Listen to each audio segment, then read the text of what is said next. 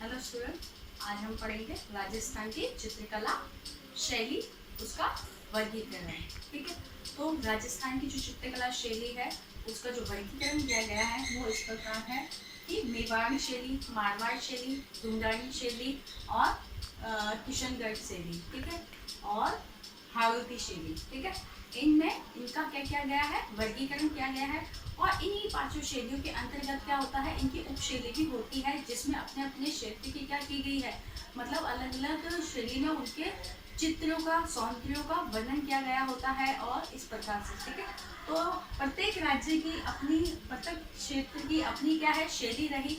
और सबसे ज्यादा क्या कहा गया है कि राजस्थान की जो क्या था कि जो प्राचीन समय में राजस्थान में जो रियासतें हुआ करती थी उस समय सबसे जो ज्यादा रियासतें थी वो क्या थी, राजपूतों की रियासत थी। इसीलिए जो इन रियासतों के समय जो शैली थी उसे किस नाम से जाना गया राजस्थान में, राजपूत शैलियों के नाम से ही जाना गया। और राजपूत शैली के नाम से ही जाना जाने के साथ साथ इसमें जो सबसे ज्यादा राजस्थान में जो चित्रकला शैली का जो प्रचलन रहा और उसका जो सबसे प्रमुख केंद्र जो माना गया वो मेवाड़ को माना गया। मेवाड़ ही उस समय मतलब सबसे बड़ा इस राजस्थान चित्रकला शैली का केंद्र था। और उसके बाद में कालांतर में धीरे धीरे फिर अब जो क्या है, ये जो राजपूत जो ये चित्रकला शैली थी वो क्या हो गई है, अब सभी जगह फैल गई है और सभी क्षेत्रों में ये व्याप्त है। ठीक है, इसीलिए इनका क्या किया गया है, वर्गीकरण किया गया है। तो सबसे पहला हम देखेंगे कि मेवाड़ शैली। मेवाड़ शैली के अंतर्गत देखेंगे तो मेवाड़ के अंतर्गत कौन कौन से क्षेत्र आ जाते हैं, उदयपुर है, चित्तौड़गढ़ है, भीलवाड़ा है और राजसमंद। ये जो क्षेत्र है वो किसके अंतर्गत आते हैं, मेवाड़ के अंतर्गत आते हैं। ठीक है, अब बात होती है कि मेवाड़ क्षेत्र, मेवाड़ शैली। तो मेवाड़ शैली का जो आरंभिक केंद्र रहा, यानी कि मेवाड़ शैली के अंतर्गत जो चित्र शैली का जो सबसे जो प्रारंभिक जो मुख्य केंद्र रहा वो कौन रहा, चावड़। ठीक है, क्या रहा, चावड़ रहा। ठीक है, चावड़ रहा। अब चावड़ जो था उस समय क्या था, वहां का प्रमुख चित्रकला शैली का केंद्र था। ठीक है, मेवाड़ शैली का केंद्र था। ठीक है, तो मेवाड़ शैली का केंद्र चावड़ था और वहां पर चावड़ के अंतर्गत, चावड़ में सबसे ज्यादा जो प्रसिद्ध जो चित्रकार रहा, ठीक है, जो प्रसिद्ध चित्रकार रहा उसका जो नाम था, यानी कि वहां पर जो मेवाड़ शैली में जिसने सबसे ज्यादा चित्रों को चित्रित किया, ठीक है, तो उसका सबसे पहला मेवाड़ में सबसे पहला कौन सा केंद्र रहा, चावड़ रहा। और ये चावड़ जो था वो किसकी राजधानी था, महाराणा प्रताप ने इसको अपनी राजधानी बनाया था, किसको, चावड़ को। तो मेवाड़ शैली का सबसे आरंभिक केंद्र जिसे माना जाता है वो किसे माना जाता है, चावड़ को माना जाता है। ठीक है, और इसी चावड़ में सबसे प्रसिद्ध चित्रकार रहा, प्रसिद्ध जो चित्रकार रहा वहां का वो था नसीरुद्दीन। कौन था, नसीरुद्दीन, सॉरी, क्या है, नसीरुद्दीन रहा। ठीक है, और इसी नसीरुद्दीन जो थे इन्हीं के द्वारा चित्रित एक प्रमुख ग्रंथ हुआ, कौन सा, रागमाला। ठीक है, तो आपको पता होना चाहिए कि मेवाड़ के अंतर्गत कौन कौन से एरियाज आते हैं, तो कौन कौन सा है, उदयपुर, चित्तौड़गढ़, भीलवाड़ा और राजसमंद आते हैं। ठीक है, मेवाड़ शैली का जो प्रमुख जो प्रारंभिक केंद्र रहा वो भी कौन सा रहा, चावड़ रहा। फिर चावड़ में सबसे ज्यादा जिसने सर्वप्रथम मतलब चित्रित शैली, इस शैली को चित्रित करने का जिसने कार्य किया चावड़ में, तो वो कौन थे प्रमुख चित्रकार, तो वो थे नसीरुद्दीन थे। ठीक है, नसीरुद्दीन थे। अब नसीरुद्दीन का जो प्रमुख ग्रंथ था वो कौन सा था, रागमाला। ठीक है, तो नसीरुद्दीन द्वारा रचित जो सबसे मेवाड़ शैली में रची गई है। ठीक है, तो रागमाला रहा इनका प्रमुख ग्रंथ। अब आपको ये भी पता होना चाहिए, कभी भी एग्जाम पूछा जाए कि रागमाला जो है, ठीक है, उसे किसने चित्रित किया, मतलब इसके रचयिता कौन है, इसको चित्रित करने वाला चित्रकार कौन है, पूछा जाए तो कौन है, नसीरुद्दीन है। ठीक है, रागमाला के। अब रागमाला जो है वो किस शैली से संबंधित है, तो किससे है, मेवाड़ शैली से संबंधित है। ठीक है, तो ये आपको पता होना चाहिए।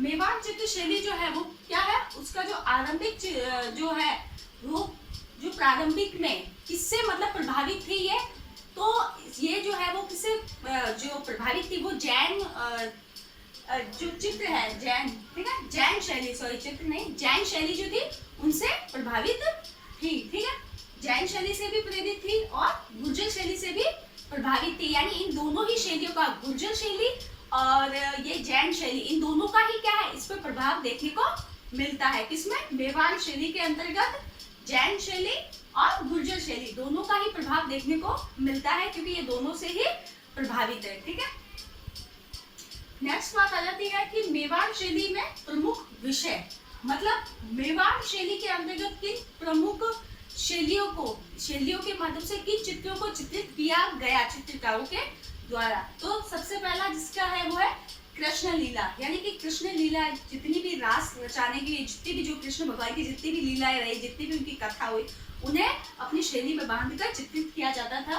ठीक है, रागमाला हो गया, जो कि हम पहले ही पढ़ चुके थे। ठीक है, आगे रागमाला है, और 12 मासी और नायक नायिका भेद एवं स्त्री सौंदर्य, ये इनके क्या थे, विशेष रहे। ठीक है, मेवाड़ शैली के अंदर का जो प्रमुख विषय रहे, तो ये भी काफी बार एग्जाम में पूछ लिया जाता है कि मेवाड़ शैली से संबंधित जो प्रमुख विषय है वो कौन कौन से है, मतलब उसमें जिनका चित्रण किया गया है। तो कृष्ण लीला भी इसके अंतर्गत आती है, रागमाला हो गया, 12 मासी का चित्र हो गया, यानी कि पूरे ही मास, ठीक है, प्रकृति का चित्र, 12 मासी चित्र, नायक नायिका भेद और स्त्री सौंदर्य, इन सभी का जो वर्णन मिलता है वो चित्र, वो ये विषय किनसे संबंधित है, मेवाड़ शैली से संबंधित है। ठीक है, इस शैली की पृष्ठभूमि में पीले व लाल रंग की प्रधानता है, यानी कि इस शैली की जो क्या होती है, पृष्ठभूमि, यानी कि पीछे का जो बैकग्राउंड दिया होता है ना, चित्र किसी और रंग में मतलब दर्शाया गया होता है। किसी भी अगर स्त्री का जो चित्र बनाया जा रहा है, तो स्त्री का जो है मतलब चित्र है वो एक अलग रंग का होता है, लेकिन पीछे की जो पृष्ठभूमि होती है वो कैसी होती है, पीले या लाल रंग की होती है। मेवाड़ शैली के चित्रों में कृष्ण भक्ति का प्रभाव काफी रहा, यानी कि मेवाड़ शैली में जो अधिकतर चित्र जो चित्रित किए गए, उसमें सर्वाधिक किसकी थी प्रधानता, कृष्ण भक्ति की थी, यानी कि ज्यादा से ज्यादा जो कृष्ण भक्ति से संबंधित प्रसंग थे उन्हीं पर चित्रित किए जाते थे। अब बात होती है हमारी मारवाड़ चित्र शैली।